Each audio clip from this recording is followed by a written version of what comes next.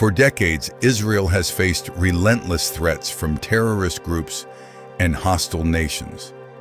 To survive, they have embraced a unique defense philosophy encapsulated in an ancient Hebrew proverb: if someone comes to kill you, rise early and kill him first. This is not merely advice, but a guiding principle for their national security policy, particularly in covert operations. This policy has transformed Mossad, Israel's national intelligence agency, into one of the most formidable and effective organizations in the world. Operating under the direct authority of the Prime Minister, Mossad has conducted countless covert operations abroad. Their goal is not conquest or territorial gain, but the elimination of those deemed an immediate threat to the safety of Israeli citizens. These operations are far from ordinary assassinations. They are executed with near-perfect precision, blending sharp intelligence, cutting-edge technology, and the courage of operatives. From the bustling streets of Tunis to upscale neighborhoods in Dubai and major cities in Europe, Mossad has left its mark, sending a clear message to its enemies: nowhere is safe. However, this policy has sparked intense controversy. Targeted assassinations raise difficult questions about ethics, legality, and geopolitical consequences. Are such killings a legitimate means of self-defense, or are they a form of crime? Do these assassinations bring peace, or do they exacerbate tensions and fuel an endless cycle of retaliation? To understand this philosophy, we must delve into specific cases, from resounding successes to humiliating failures, to grasp the full scope of Mossad's covert war. Legal and ethical framework. The line between self-defense and crime. Targeted assassinations are a deeply contentious issue, and Israel, more than any other nation since World War II, has made them a core component of its security strategy. Their philosophy is shaped by the ancient principle of an eye for an eye, which they believe justifies eliminating those deemed direct threats. For Israel, assassinations are not just acts of vengeance, but a moral right to protect their people. When a terrorist attack occurs, Israel's response often follows a predictable pattern.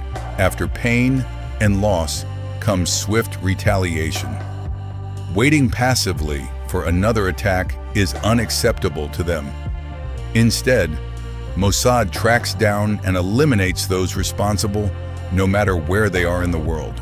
Mossad's operations in cities like Tunis, Amman, or Dubai demonstrate their global reach and audacity.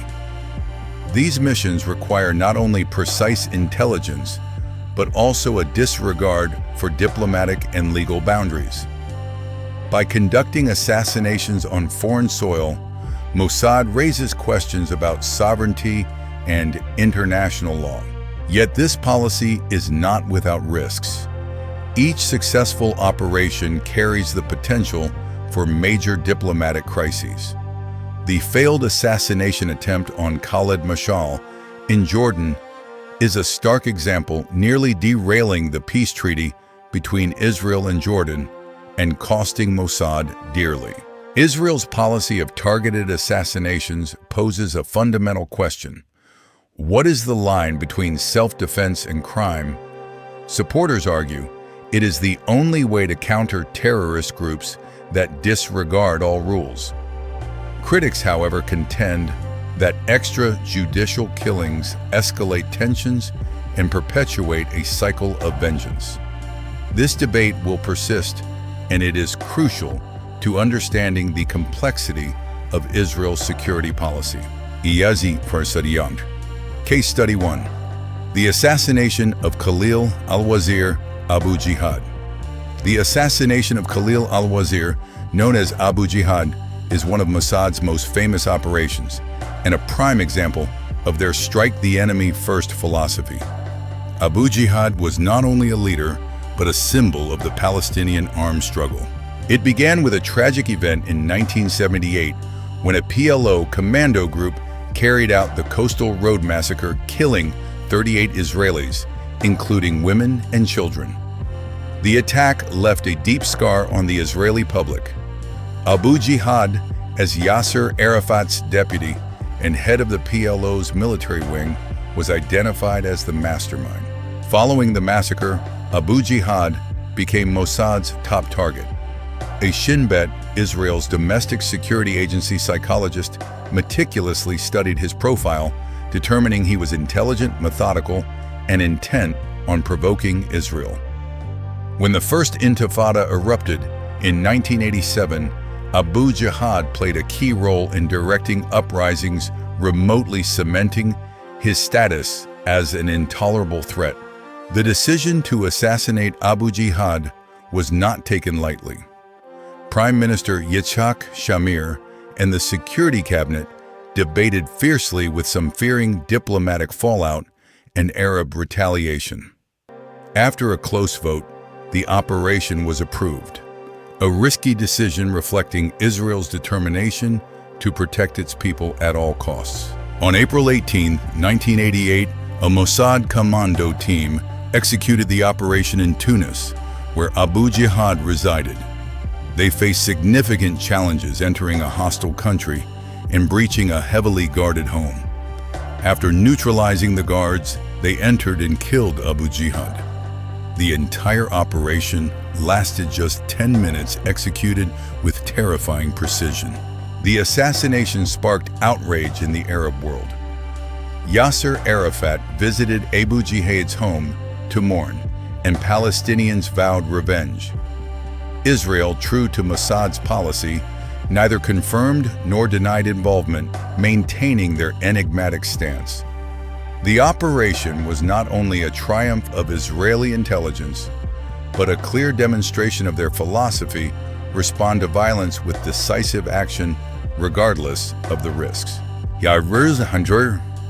Case Study 2: The Failed Assassination of Khaled Mashal. The 1997 attempt to assassinate Khaled Mashal, a senior Hamas leader, stands as one of Mossad's greatest and most humiliating failures. It not only damaged the agency's reputation, but also triggered an unprecedented diplomatic crisis. In 1997, a series of Hamas suicide bombings caused devastating losses in Israel, including a bombing in a Jerusalem market that killed many.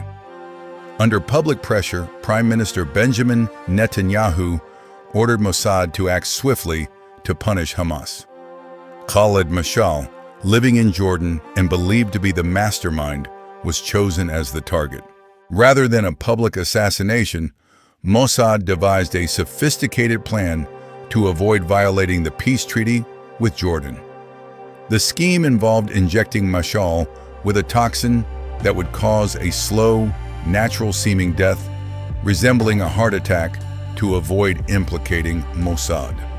Two operatives disguised as Canadian tourists carried a Coca-Cola can containing the poison, instructed to spray it into Mashal's ear on a public street. The operation failed spectacularly. The operatives missed their target, only grazing Mashal's ear. His bodyguard noticed the attack and chased them down.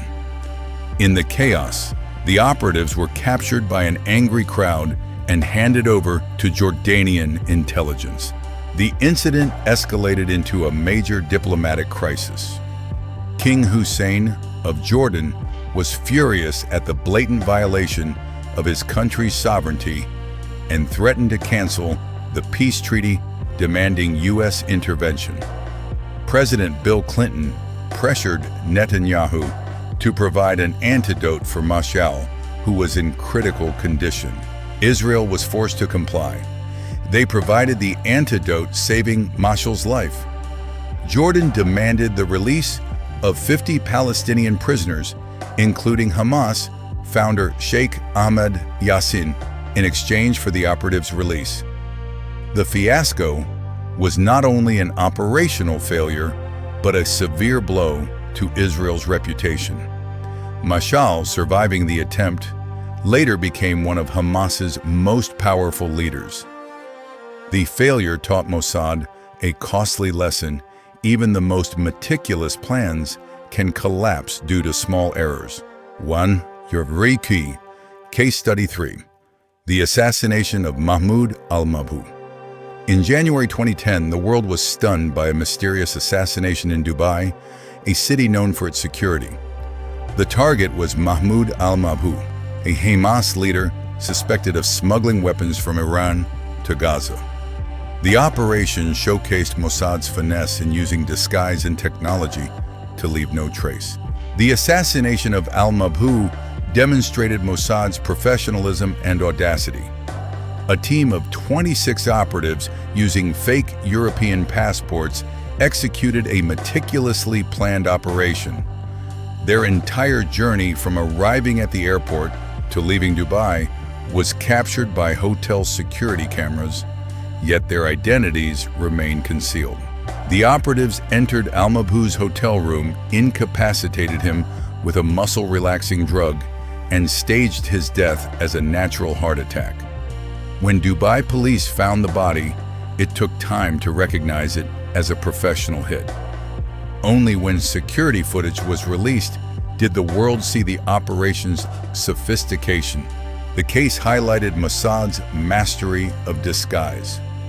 Yasser Arafat, a makeup artist for Mossad, revealed he created wigs, fake beards, and even false teeth to completely alter operatives' appearances. These disguises were designed to allow operatives to change looks in seconds, blending seamlessly into any environment. The al-Mabhouh assassination reaffirmed Mossad's philosophy: they will hunt and eliminate enemies anywhere. It also showed their constant evolution, moving from violent assassinations to more refined killings. Israel's covert war is not just a military struggle, but a battle of intellect, technology, and concealment. Though years have passed, this case remains a stark reminder of the complexity and ruthlessness of intelligence operations. Disguise and the art of Mossad intelligence. In the world of intelligence, disguise is not just a tactic, but a vital art form. For Mossad, altering identities and appearances is key to mission success and operative safety. The assassination of Mahmoud al-Mabhouh in Dubai exemplifies how Mossad has elevated this art to new heights. Yasser Arafat, a talented makeup artist, was instrumental in this success. Over 18 years with Mossad, he crafted intricate disguises tailored to specific operational environments. Beyond standard wigs and beards, he created specialized prosthetics, including false teeth, to transform operatives' faces, entirely fooling both crowds and modern facial recognition systems.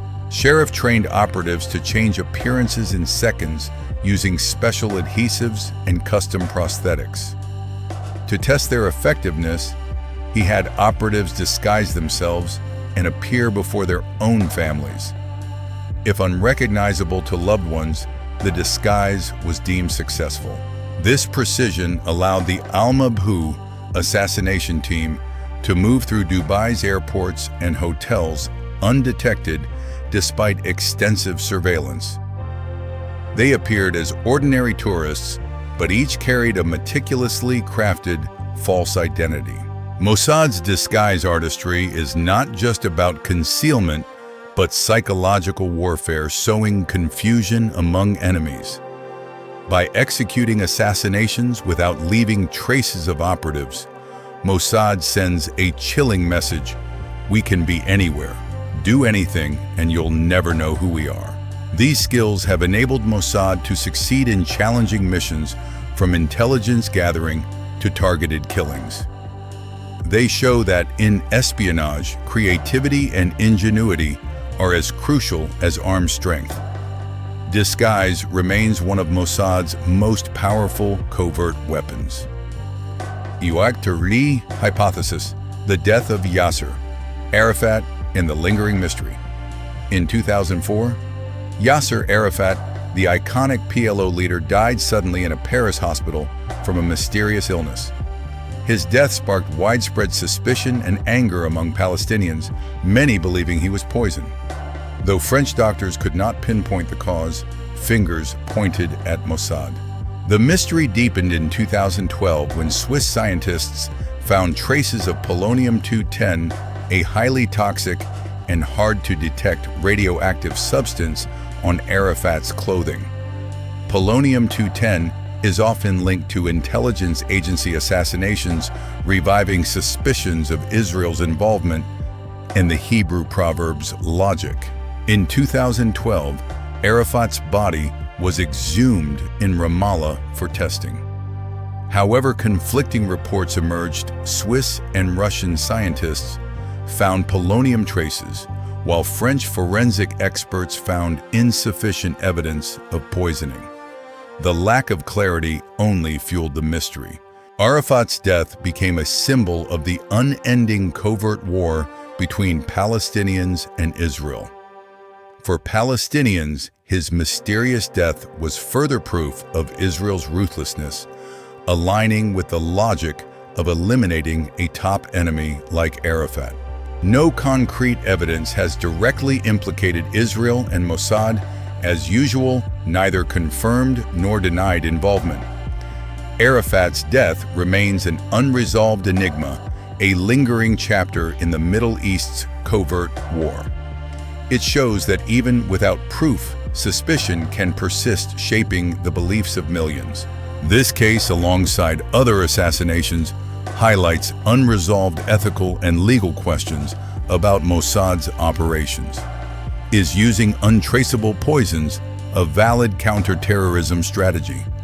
Does a nation have the right to kill an enemy, leader abroad without trial?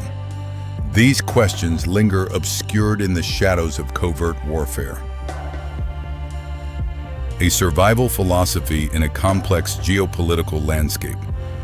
The Hebrew proverb, "If someone comes to kill you, rise early and kill him first," is no mere saying. It is the guiding principle of Israel's proactive defense strategy, a nation perpetually surrounded by threats. The cases of Abu Jihad, Khaled Mashal, and Mahmoud al-Mabhouh vividly illustrate this philosophy, showcasing Mossad's precision, advanced technology, and sophisticated disguises as one of the world's most effective intelligence agencies. Yet these operations are not always successful. The failed attempt on Khaled Mashal serves as a costly reminder of the diplomatic and ethical risks of covert actions. It shows that even the best-laid plans can unravel with severe consequences. Assassinations have also sparked global debates, raising questions about the legality of extrajudicial killings and their potential to escalate tensions rather than foster peace. While Mossad maintains its neither confirm nor deny policy to protect operational secrecy, the consequences of their actions are evident. Unresolved cases like Yasser Arafat's death remain a wound for Palestinians and a symbol of the endless covert war. The Hebrew proverb has shaped Israel's mindset, transforming it from a victimized nation into a formidable power willing to defend itself at all costs.